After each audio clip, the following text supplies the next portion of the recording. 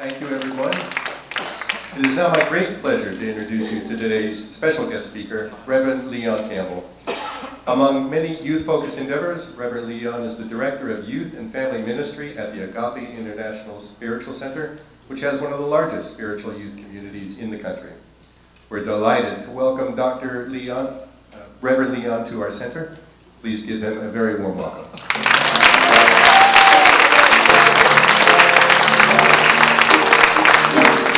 Thank you. Oh yes, I was hoping we would take that picture down. Okay. So we've had enough things for Halloween. We don't need that picture up. So good morning.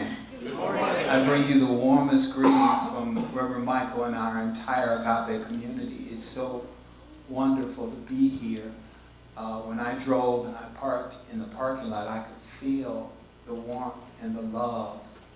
There's something really special going on in here, and I can feel it. When I arrived, I followed the music, and the band was rehearsing. And so I came in, and I just enjoyed the band. And one thing that struck me is that the words to that song that they did earlier, and this much I know for sure, that God's blessed this broken road that led me straight to you. And it was just amazing. I sat there on that bench there, the holy bench, and I just cried. And so one of the things that I thought about, I want to thank you, Mitch, for that song. Absolutely beautiful. You guys are on to something, and I want to just congratulate you. You're on to something, and I want to say keep going, because I know it's good, and I can feel it. But in that song that Mitch did, I want to just say one of the words, one of the lines that struck me is, "This much I know for sure."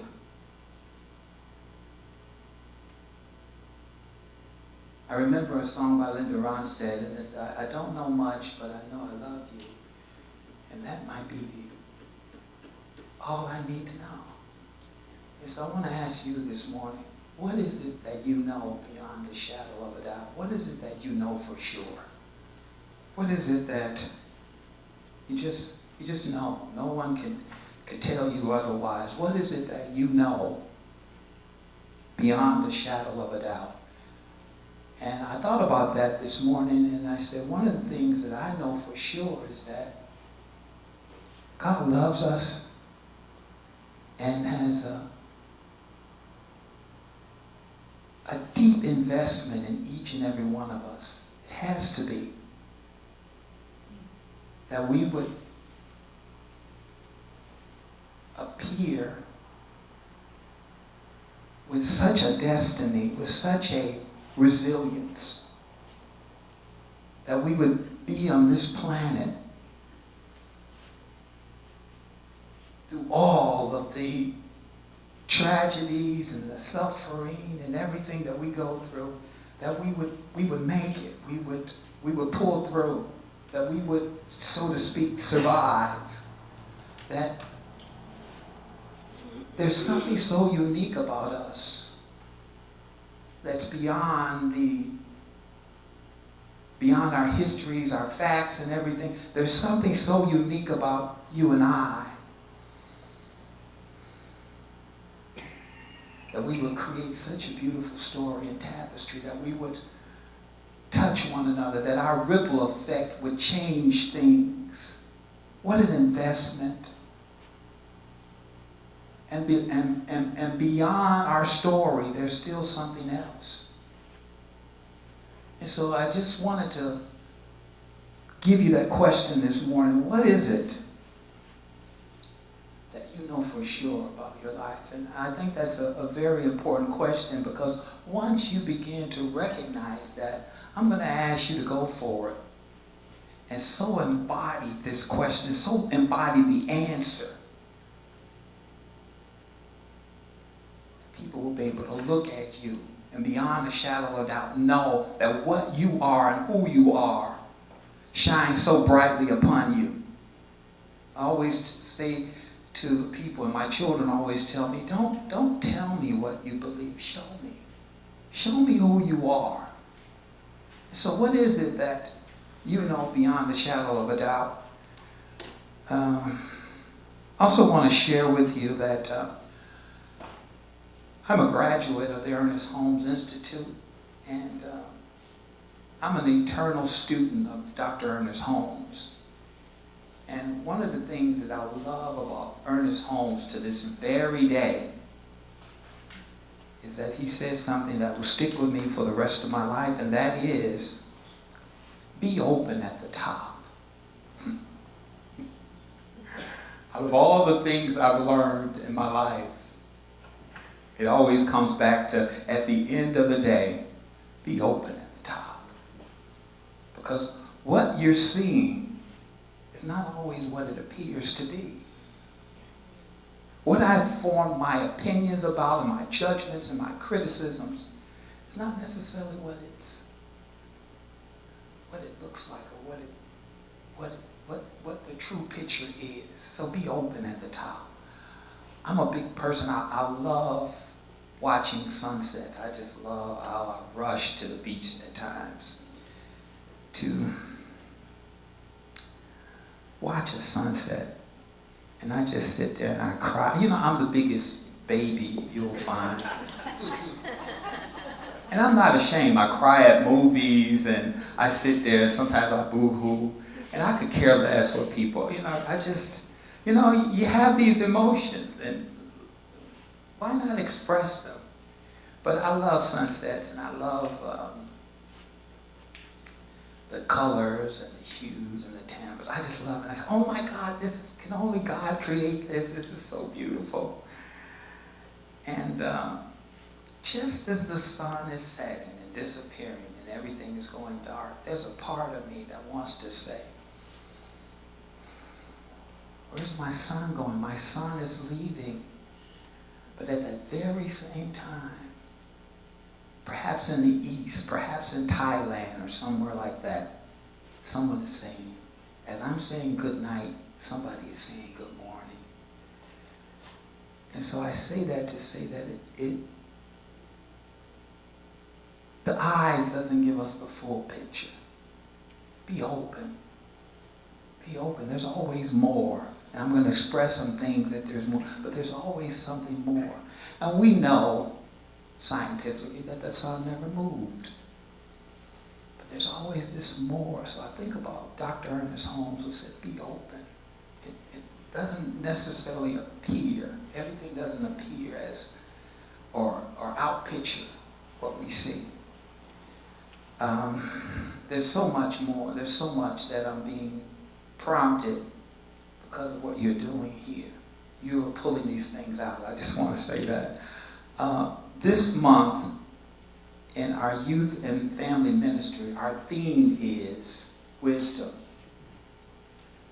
And I tell the children like this. I tell them, I say, there's a wizard in you. And they look at me like, oh my God, because now they expect a Harry Potter story, and I give it to them, right? But there's a wizard in you. And some people call this wizard God. Some people call it Brahma. Some people call it Krishna. Some people call it Jehovah. But there's a wizard in you. And the reason why that's significant is because I teach them that when you go to school, you're not going to get wisdom. You're going to draw it out. And the great educators know that to educate means to draw upon, to draw off. So they're drawing this great wisdom that's within you that you cannot buy. And so when we talk about wisdom, I say, and then I talk about the Aramaic definition of abracadabra. And the Aramaic definition of abracadabra, it means I create as I speak. And so I then say to them, where is your magic wand? And they all look at me and they say, it's in my words, it's in my throat, it's in me. And so I say, yes, our job is to, we have power within our words. We have power in us. We have power in our spoken word. We can create. And so I give them blank sheets of paper, and then we do affirmations, and then we get up and I say, I want you to just take a moment and say abracadabra and think about what it is you want to bring forth and create in your life. And so there's power within us. And I started, and I love your take on Halloween. I love that. And when you look at the first part of Halloween, which is hallow, it means to make holy. It means to sanctify. And so what I do with the children is that we make Halloween holy again. We take out the commercialism, and I know it's fun to trick or treat. No, we still do that. But we take it back, and we make this beautiful day sacred again. We talk about how each and every day we chant, use me. I release and I let go. These are chants, a spell that we're placing upon ourselves. But we take back Halloween and we make it saint, we make it holy again. And so, what are you creating as you speak? What is this? What is it that you're bringing forth in your life? What is it that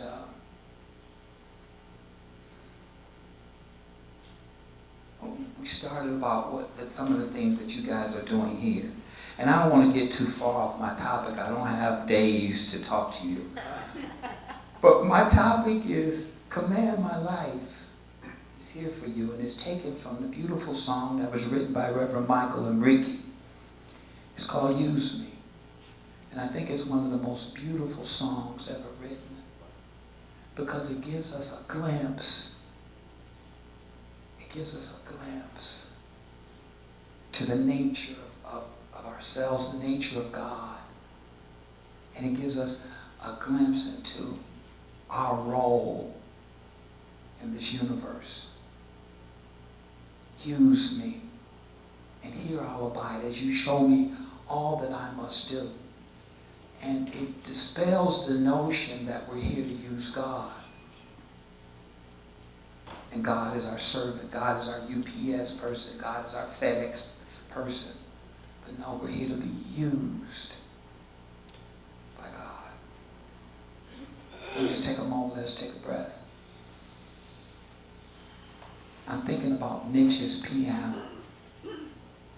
See, when Mitch plays the piano, it just serves. And that piano was capable of tremendous music, inspiration, love, upliftment. There's no limit to what this piano can create. And the same with you and I. When we allow ourselves to be used. And to know that we are here uniquely. We are here uniquely. That we would come here so uniquely that it would be stamped in our hands. That you would be the only one with this out of 7 billion people. Isn't that amazing? That I'm the only one with this. You're the only one with this out of 7 billion people. Isn't that amazing? So I just want to let you know, I'm a preacher, so you can speak back to me, okay? You can't. You know, I don't want to be the only one standing here thinking I'm the only one, but... And I asked the children, I said, why is it in your hands? Why is this evidence in your hands? And then, of course, there will be the little 7-year-old or 8-year-old to stand up and say, Reverend Leon, that's because we all have something to give. And if you don't give it, and I'm quoting this 7-year-old, and if we don't give it, it will never be given. And I had to stop the class because that wasn't a part of my curriculum. I was like, oh my God. But we're here uniquely to be used by Spirit. You brought something here to the table. Now what is it? I kid Ricky Byers a lot, and Ricky Byers Beckwith, because she apparently brought over 300 songs, she says. What is it that you have brought to this planet, to this life? What is it that you came with? And I'm going to encourage you to give it. The key to this talk is your giving. What is it? I came here to sing my song.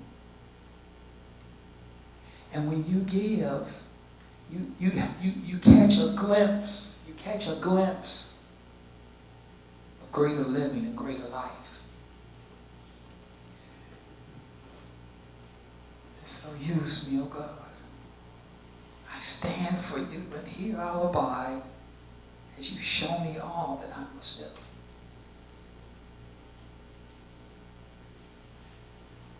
We're here to give. And I know many times we hear this over and over and over and over and over and over again. But that's the key. That's the secret. Especially when, you know the old saying, when things get tight, something has to give.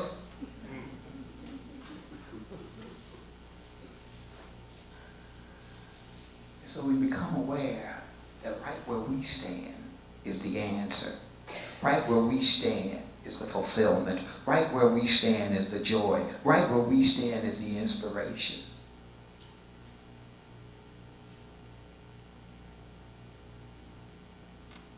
I stepped into your center and I said, what is it that I can give? And when I started giving, oh my God, I started receiving so much. Just by sitting at the bench, I received so much. By letting the floodgates out, I tell the children, nothing can get in and nothing can get out of a clenched fist. But when you live like this, you're open to the endless possibilities. And so, Command My Life is here for you. I was thinking about what a joy it is to surrender, to trust that we live in a friendly universe, to trust that there have been no mistakes where you stand, to trust that there have been no accidents where you stand, and to know that I can freely give and surrender. I was reading a book on Zen, the Zen teachings, and they talked about Zen archery, how they teach the archer how to hold the bow and arrow. And I want to read part of this because this just knocked my socks off. I just was overjoyed when I read this. But it says that, it's in here. Here it is. It is written in a book on Zen archery. The archer is taught how to hold the bow and arrow and then to wait until something releases the arrow so that it flies into the heart of the target. I want to say that again. The archer is taught how to hold the bow and arrow and then to wait until something releases the arrow so that it flies into the heart of the target. All you need to know is how to hold the bow and arrow. All you need to know is that you are a blessed child of the Most High, that you matter to God. That out of all earth, and it's that we all matter, that you are the life of God, that you came here with something unique, something so unique that's vital to each and every one of us. That you matter. All you need to know is how to hold a bow and arrow. In Youth and Family, we serve on a yearly basis the Junior House of the Blind, and these beautiful visually impaired and blind children. We serve them. We go to their camp in Malibu, and we paint and we just have fun with them, right?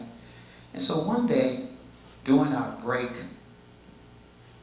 myself and a couple of the other guys, we were just shooting on the basketball court, right? Just playing around. And here comes one of the blind young gentlemen. He comes over to us and he says, can I play? And we looked and we said, yeah, what you gonna do? And so he says, I need the tallest one to take my cane. And of course that was me. And he said, I just want you to tap the backboard with my cane. And he says, give me the ball. And so he goes out and starts to shoot the basketball based on my tapping. And do you know that this blind young man was able to hit 5 of the 7 shots that he took just by me tapping the backboard? All you need to know is how to hold the ball. God places it in the basket. All you need to know is to be willing. I am an instrument of the Most High. Use me, oh God.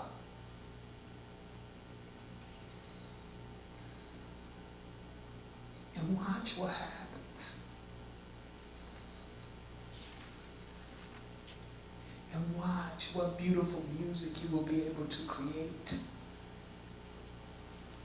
I hear people, when they let go, they say time after time again, Reverend Leon, I didn't even know I was capable of doing this. It goes back to my first premise. There's a wizard in you. There's a guidance system in you that knows you, that has a precious stake in you. I remember growing up in the inner cities of the projects of Chicago. Here I was, an 11-year-old, and it was just so awful. When I say awful, it was just the way people were treating one another. And I remember standing on my balcony porch, which is totally gated, right? Totally just bars, as if we were in prison. And I remember holding the bars. And I remember a voice came to me and it says, this will not be your lot. Your life will be lived far, far away from here. And I cried. He was 11. I cried because I knew this voice. I knew that this voice had a tremendous stake in who I am. I knew that this voice, I recognized it. I was like, huh. And of course, you know the story. Here I am. But it told me at 11 that your life will be lived far from here. Don't worry. Don't be concerned. You came here with something that's guiding you even now. Especially when we begin to let go. We let go our preconceived notions. We let go our concepts. We let go all of that and just begin to say, use me, God.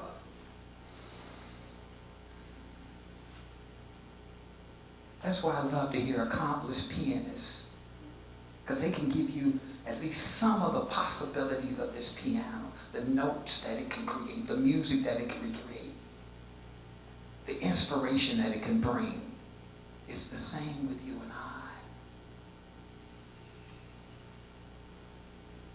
So I don't want to go way over my time, but the scripture says, I plant, Apollo watered, but God gave the increase. All you need to know is how to hold the bow and arrow. All you need to know is that I am evidence of the Most High.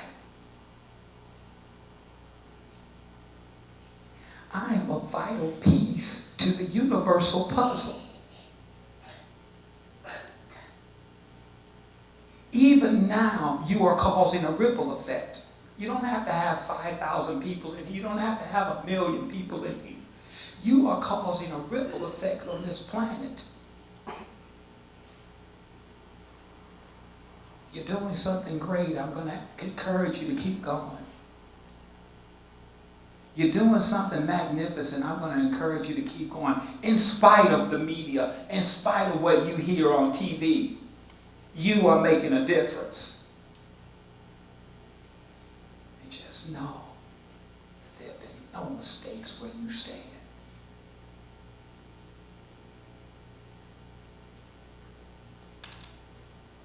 And do me a favor, this is the last thing I'm going to share with you. Don't make it personal. When I say don't make it personal, you hear people say, well, Reverend Leon, what's in it for me? What am I going to get out of it? I'm going to ask you to reverse that and say, what's in it for the world? See, you can't make it rain without everybody getting wet. But there are people that they sit around and say, oh my God, I just wanted to rain on my house. Please don't touch my rain. Oh my God, this is my garden. I want you to make it about the world. You would have the audacity to proclaim a world that works for everybody. On the surface, that sounds so juvenile, but when you look at it deeply and you take a breath, you begin to say, that is possible. One person at a time. See, when you make it about the world, this vision is possible. You become like all the great ones. You become like John Lennon, who said, imagine all the people living life in peace. You become like all the great ones, like Mother Teresa and these people who say, how do we feed everybody?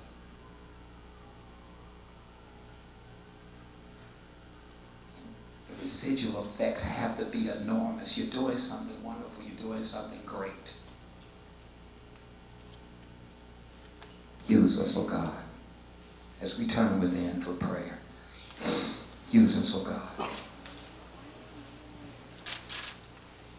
And here I'll abide as you show me all that I must do. I used to think God was the sun. God is the sun. But God's so much more than the earth or the stars or all of creation. God is creator, all in all, needing us to shine His light as me, as you, so use me. Oh God, I stand for you, and here I'll abide as you show me all that I must do. Show me all that I must do. Show me all that I must do.